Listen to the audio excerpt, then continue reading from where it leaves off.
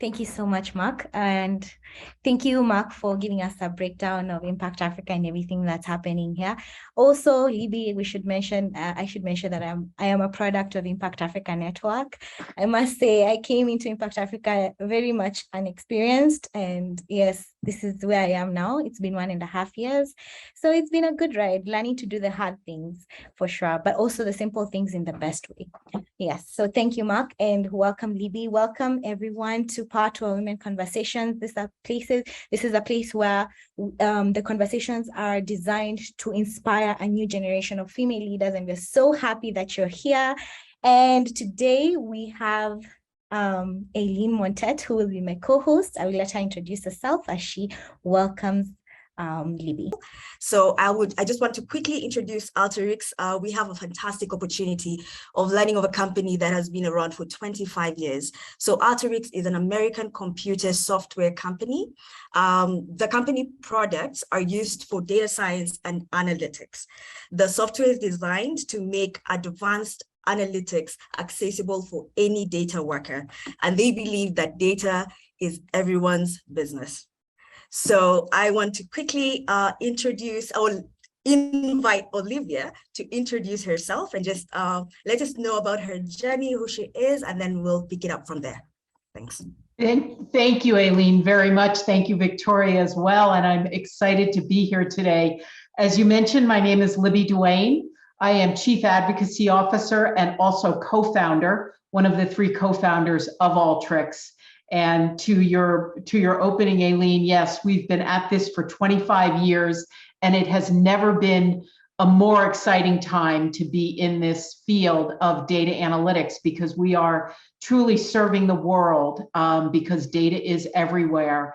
And just a little bit about me, as Chief Advocacy Officer and co-founder of Alteryx, my primary role at Alteryx is really to advocate for our customers. It's that ability to share with them what we're seeing in the way of building data analytics skills for their employees. And the other part of my job is also the enablement of data analytics in education. We need to bring more awareness to data analytics on a global scale, that any learner, you don't have to just be a student, but any learner who's interested in knowing more about data analytics, that's where Alteryx and our Sparked Education program comes into play. And I'll talk a little bit more about that in our conversation today. So I'm looking forward to connecting with everyone. Thank you. Thank you so much. So I want us to start with, we all know Rome wasn't built in a day. And we like sharing stories because that's how we connect as human beings. So I want to, Libby, maybe if you could share with us your career transition. How did you get into data analytics? Walk us through your journey of discovering this career path. I wish, Aileen, I could say to you that this was what I had planned since I was a child, but I'm a lot older than probably most of you on this call. And when I was younger and when I was in university, I was a business major. I was in the business school at the university that I graduated from. And my passion at that time was marketing. I really loved the whole concept of marketing and that ability to influence and impact people when they saw a product or a service that they needed and they went for it. But my career journey did not start in data analytics. As a marketing major, I actually went to work for a software company that was providing access to data. And that really is how I got into this. In that first job, that first part of my career, it was really about information accessibility and the ability to make information usable to be able to drive insights. That was really what my first job was all about. Fast forward on my career journey, I was also working for, my next company was a data company. But the challenge was at that data company, they were trying to build data and also trying to build software. So what that meant was they didn't do either one really well. So we were always number 3 in a field of 3 competitors. We were always number 3. And so when my business partners and I decided to start Alteryx, we said, okay, we can focus on the data and we can focus on the technology, but I had already seen what that meant. You don't do either really well because you've got to split the investment dollars. And so we said, okay, we're going to focus on the technology and build technology that is data independent, that allows any data to come into it. We'll let the data companies focus on the data. And so that's actually the genesis of Alteryx, was to be able to build a data analytics technology platform that was easy to use and allowed the ingestion of any data sources. Coming back a little bit more on my career path, I will tell you what in my career, what I have loved is my ability to interact with people. And I should also clarify that although Alteryx is a software company, we have a whole team of people globally that focus on selling and servicing our technology to all of our customers and all of our partners. That's the side of the business that I'm really excited about. And I love being on that side of the business. I am not a coder. I do not have that expertise in writing software code. I tried it back in college, and I'll say it out loud. I hated it because I wasn't good at it. And so I focused on what I was good at, which was customer service, sales, account management, and now advocating for customers. And so if I were to sum up from this first question, Aileen, I would ask all of you to think about, as you're on starting your journeys and thinking about your career paths, say yes to opportunities that you may be asked to participate in, even if they're not exactly what you want. You never know what's going to happen. I just by happenstance discovered marketing when I was in the business program at the university that I attended. And when I learned about marketing, I was like, I love this. This is exactly what I want to do. And so say yes to those opportunities.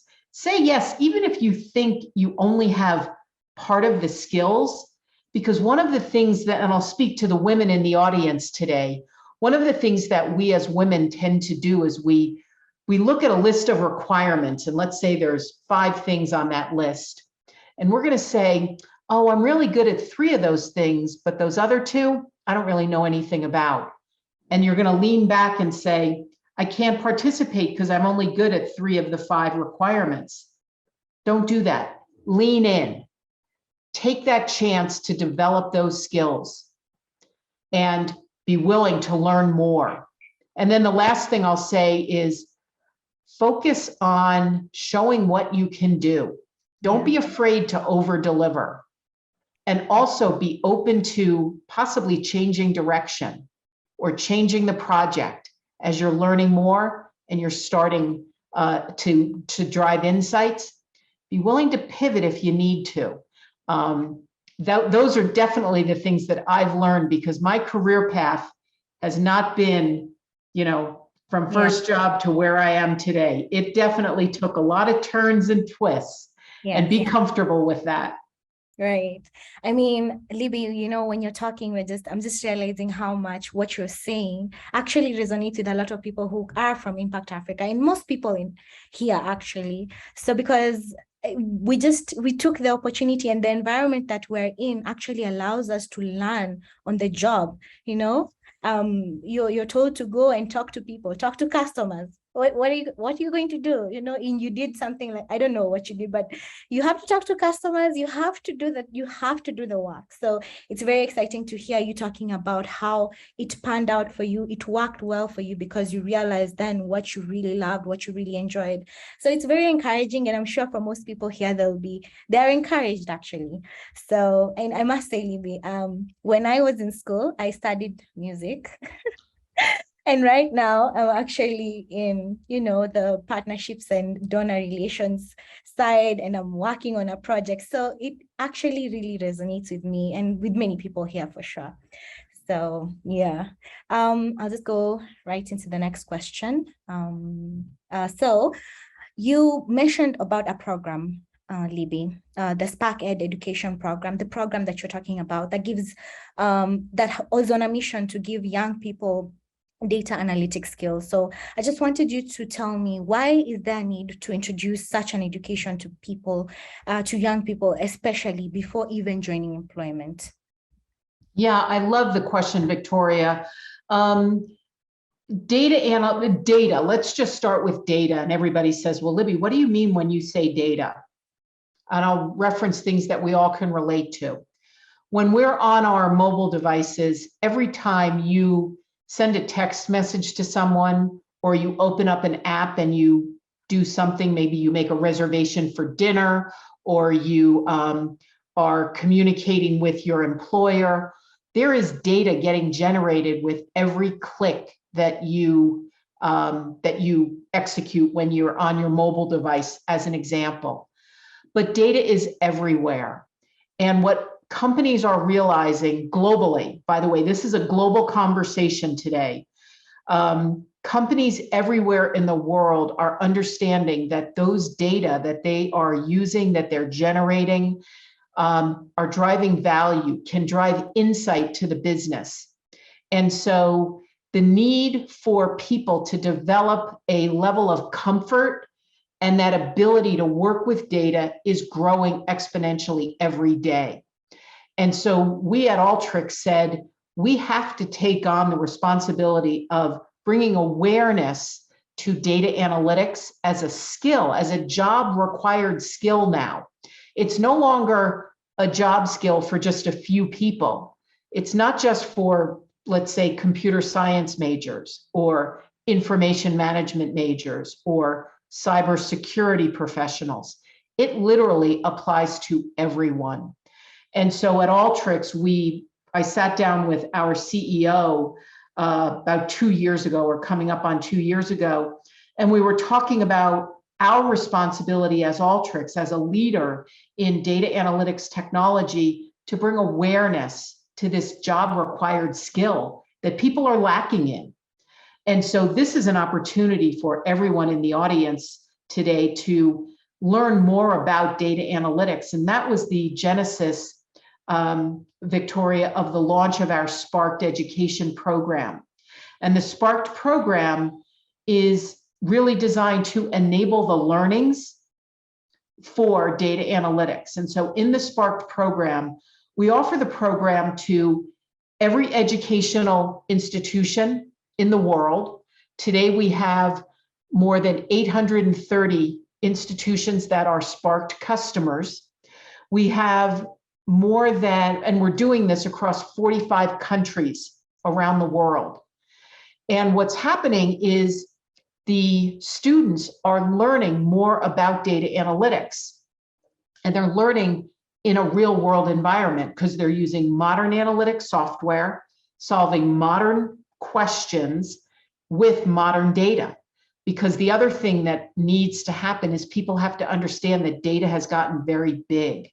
And so they need the technology that will enable the use and the skills to be able to solve those data puzzles.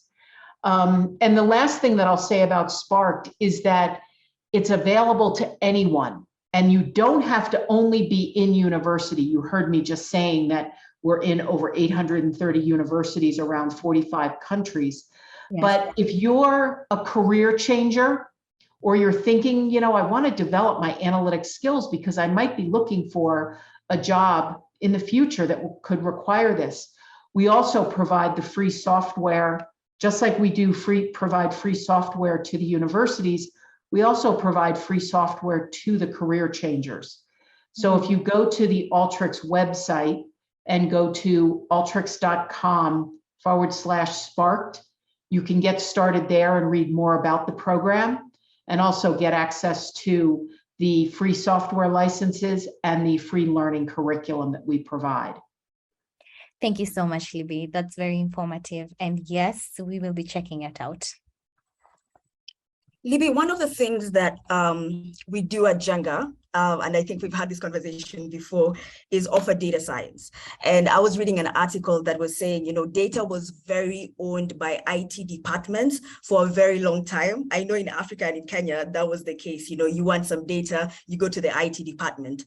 But right now we are talking to businesses and everyone is talking about how you should have your employees have data literacy. So, and that's what's going to help you be competitive in today's landscape. So is there a gap between data and the industries? Aileen, I love the question, and you are absolutely correct. There is a very large gap between the demand by businesses, any business, anywhere in the world, a huge gap for businesses who want to be data ready, data driven, and the ability for their teams to actually work with those data. And so that's that gap that you just referenced. And so that's really what we all need to do. And I say we, meaning all men, women, old, young, any level of education have to take on our willingness to learn more about data, because we won't be able to close that gap until more people say, I want to learn. But I also will say that it's not just up to all of us that are part of this conversation. We also have to lean on our employers.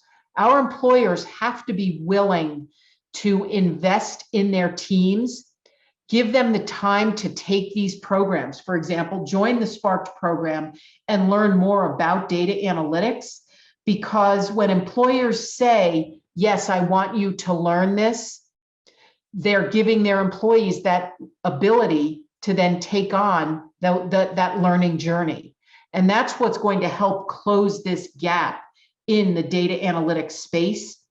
And the other thing that I'll say for anyone in our audience that is either thinking about developing data analytics skills, or they may already have those skills, is bring those skills forward.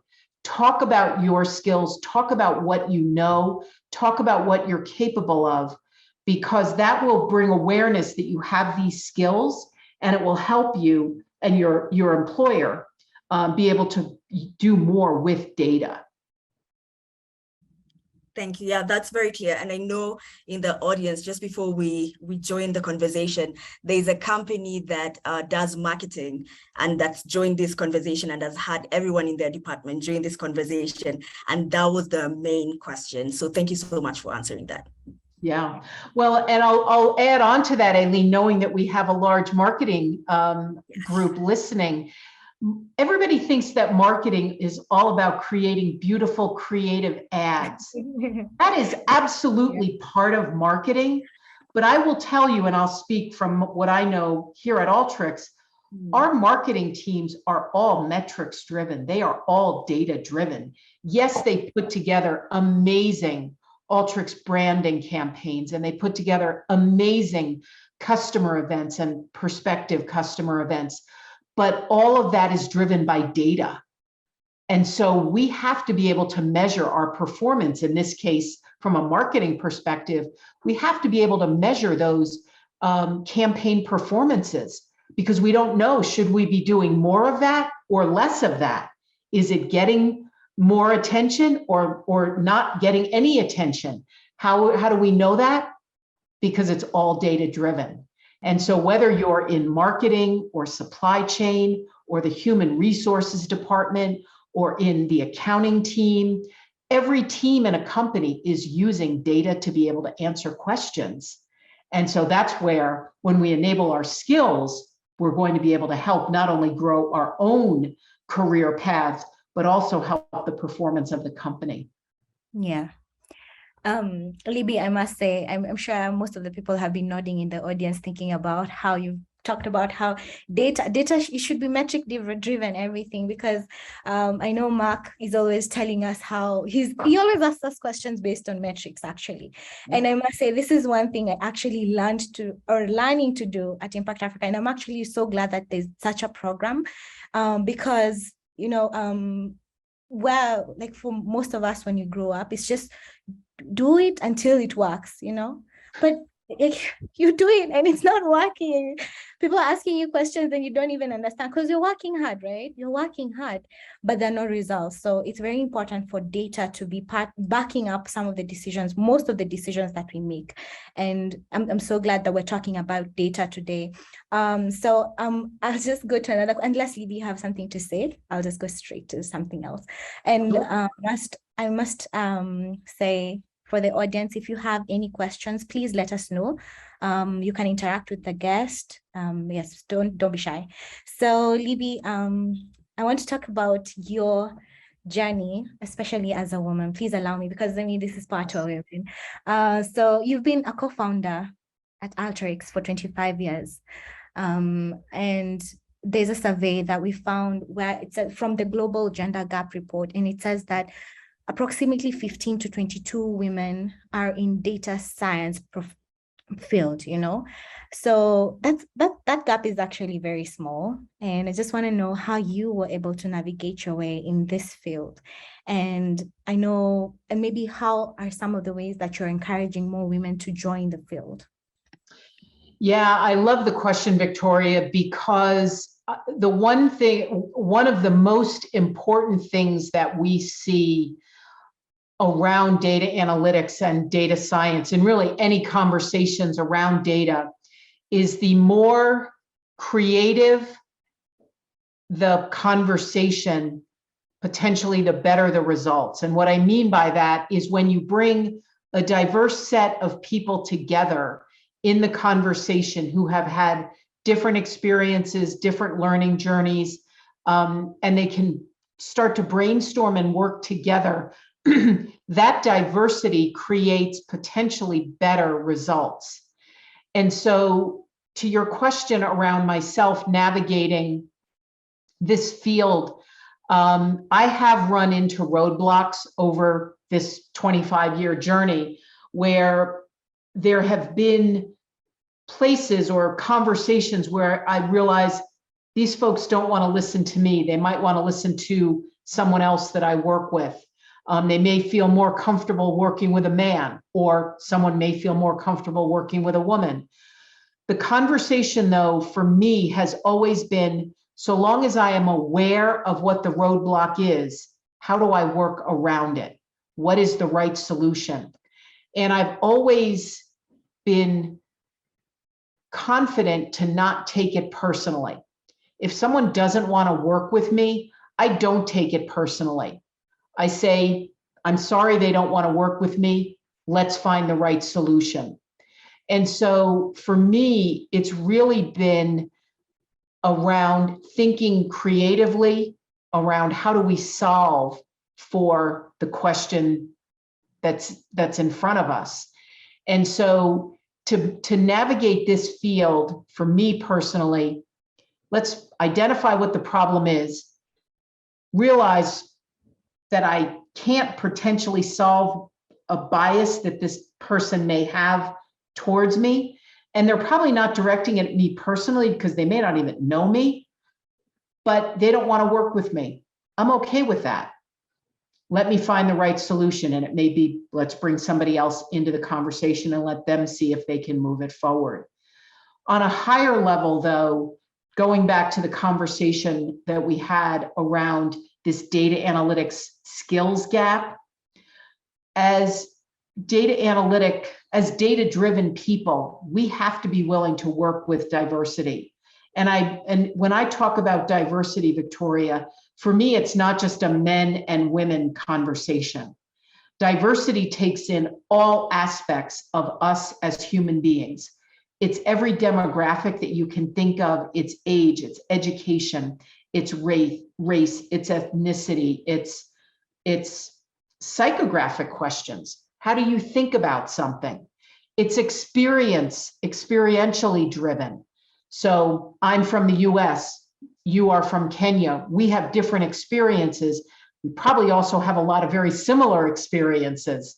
How do you bring those diverse demographic, psychographic, lifestyle, and experiences to the team? That's what's going to help bring this gender gap, this data analytics skills gap to a close, is being willing to work with more people, different people. As a hiring manager and now a hiring leader, I always tell my team, look for people that don't look like you. And that's just going visually. As you get to know them during a conversation or through an interview or through a meetup, you're going to see that you have a lot of other differences and also a lot of commonalities.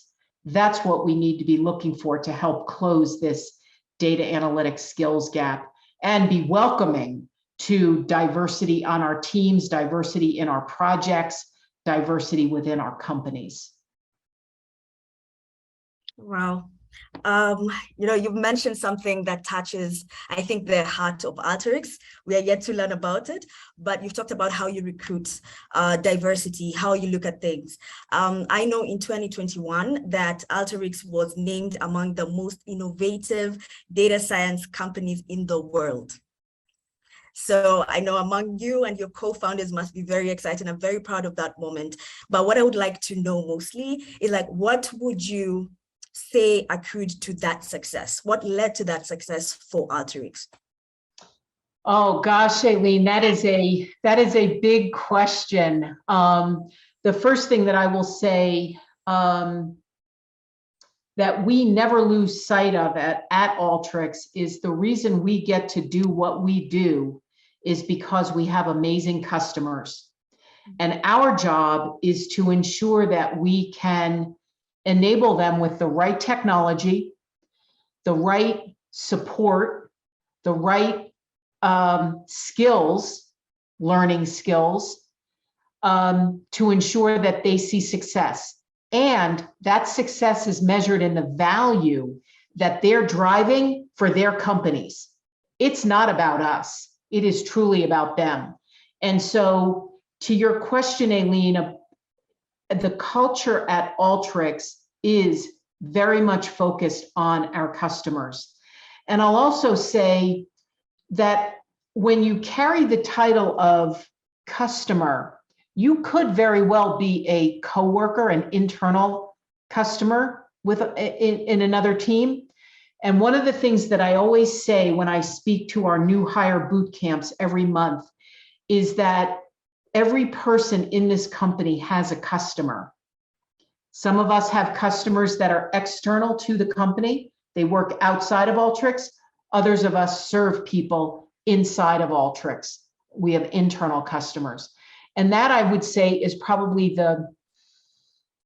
definitely part of the culture of us as a company, is always be thinking about what your customer needs, what your customer's asking for.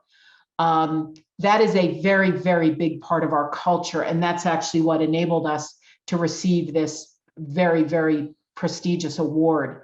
The other thing that makes us, I think, really aware of driving success, not only for ourselves, but also for our customers, is our willingness to listen.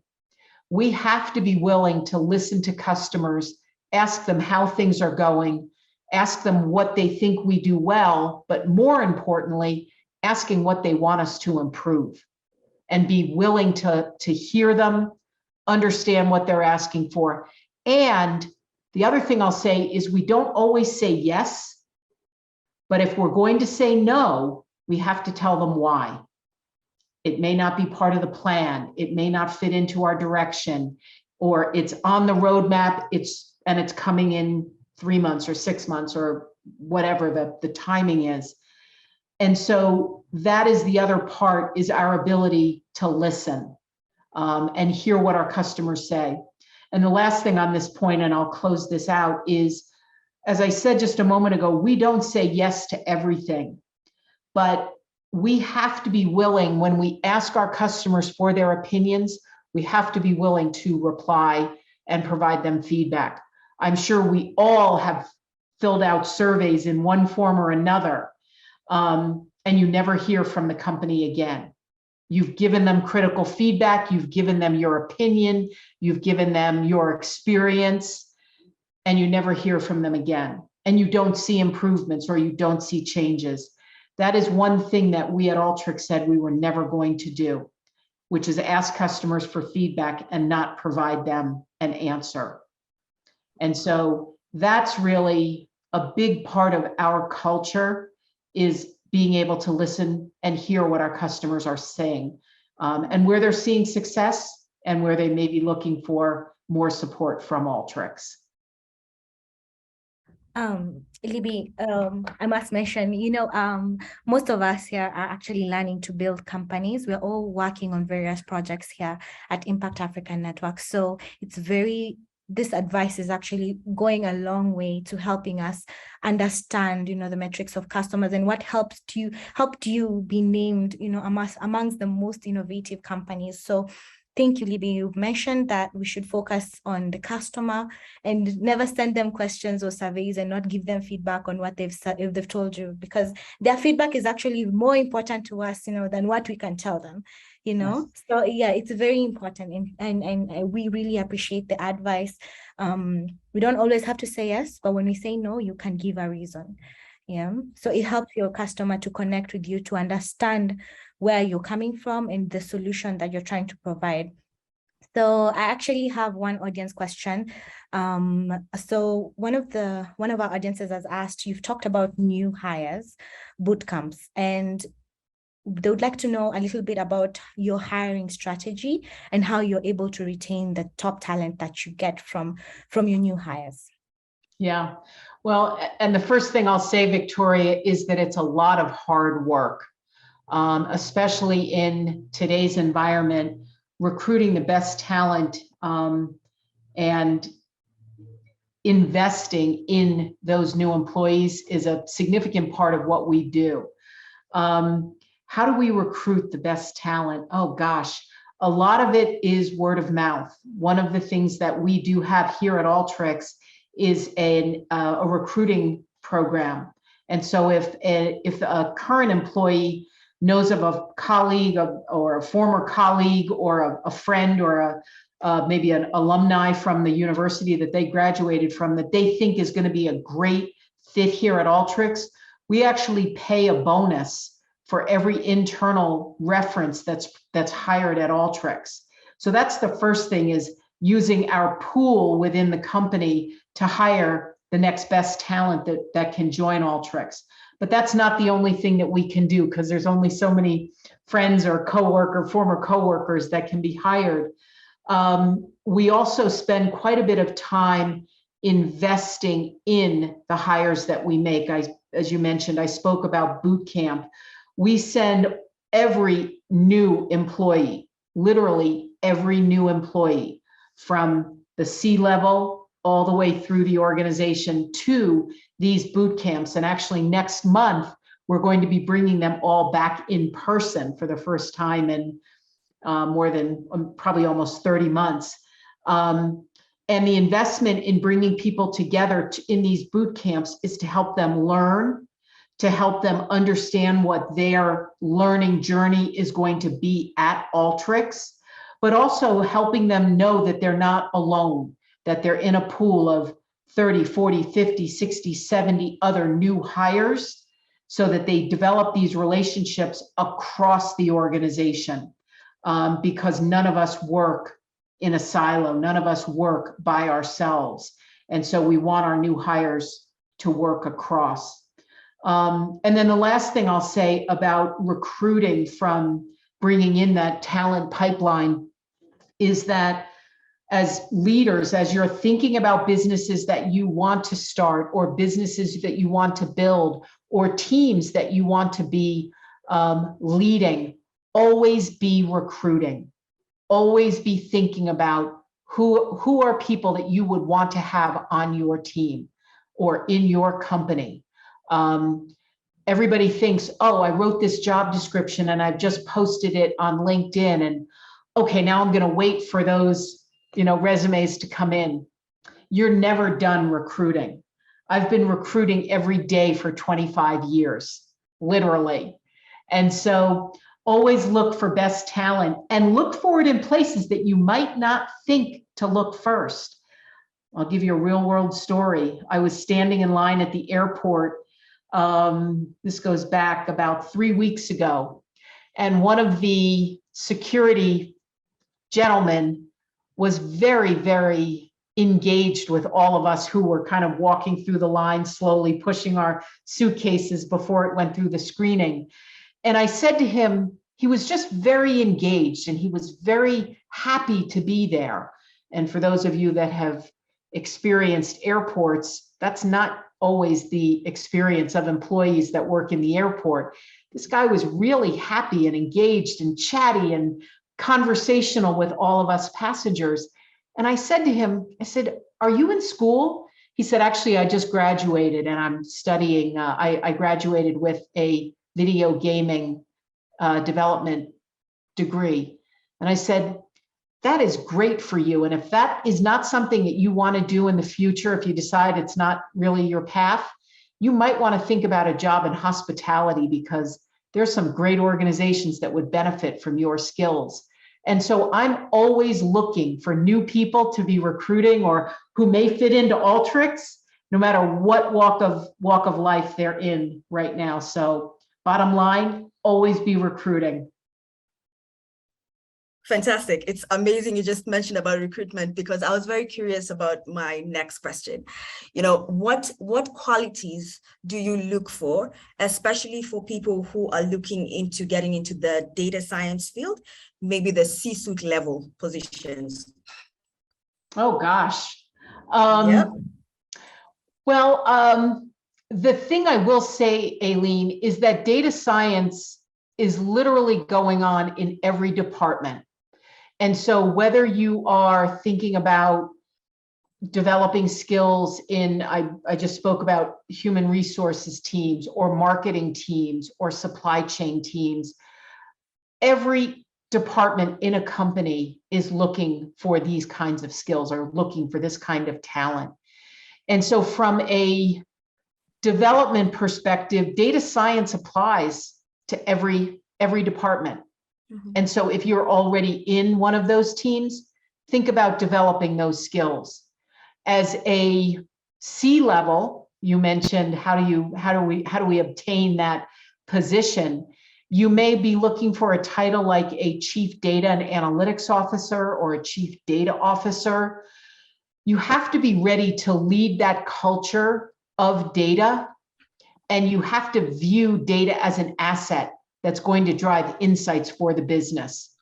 Be willing to invest in those skills, be willing to invest in learning what other companies are doing. And that's one of the things we do a lot of is we ask our customers to share what they're doing around data analytics. And so we'll invite executives into conversations like this, whether they be fireside chats or webinars, so that others can also learn from them. So if you're aspiring to a career in data analytics and data science, be willing to learn from others, listen to others, read papers, follow them on their blogs, listen to podcasts, all the things that we do. But I'm a big proponent of learning from others. And so as you're developing that career path and potentially earning that right to a C-level position, be willing to lead with your passion for data and that passion to solve and use those data to drive insights. Great.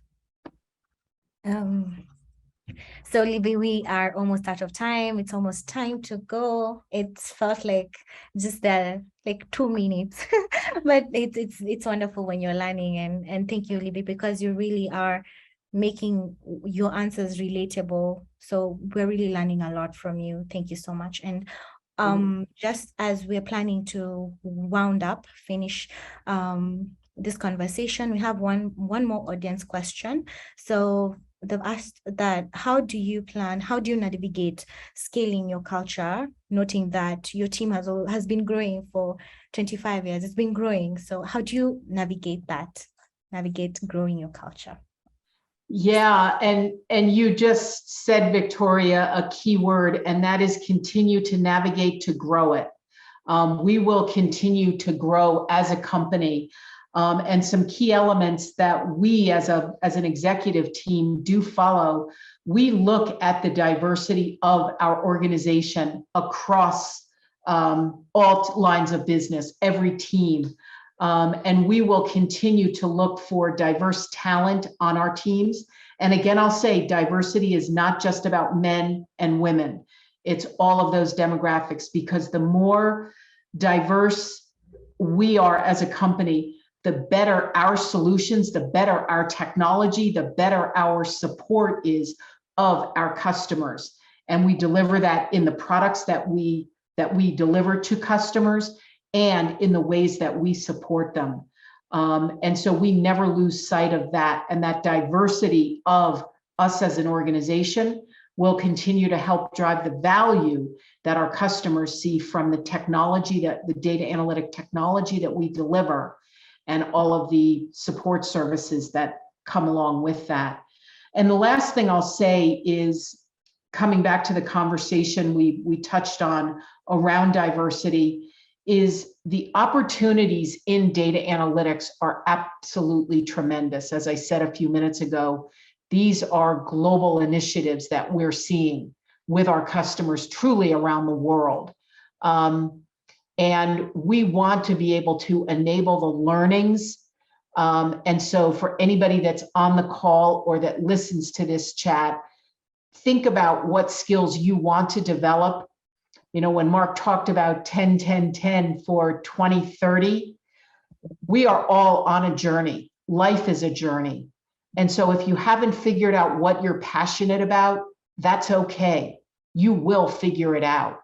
And if data analytics is something that you do get passionate about, or you already have that passion, don't be afraid to develop those skills. Don't be afraid to work with data. Lean into it. Lean into being able to drive insights and drive answers. And also be passionate about whatever you do, whether it's data analytics or something else. Please be passionate, because I say, for me, I love coming to work every day to be able to have conversations like we're having today, to be able to empower people to find whatever their passion is. And that's the best part about what I do. So thank you so much for inviting me to be part of this. Libby, thank you so much. I am lost for words. I would just say thank you so much. All right, Libby, we are winding up. So we'd just like to thank you once again, Libby. You will be seeing as somewhere where you could be joining the side room. So yeah, we would just like to thank you, and thank you to everyone who showed up for today. I hope you went home with something, and if you have any more questions, please let us know. We will send Libby those questions and she can always answer them. And Libby, if maybe someone would like to reach out to you, can they do so? Yes, please reach out to me on LinkedIn. I am on LinkedIn, Libby Duane Adams, and look forward to any questions that anyone has, and we can definitely follow up, Victoria, with answers. All right. Thank you so much, everyone. We are so glad that you came for Part of Women Conversations today. Have a lovely night.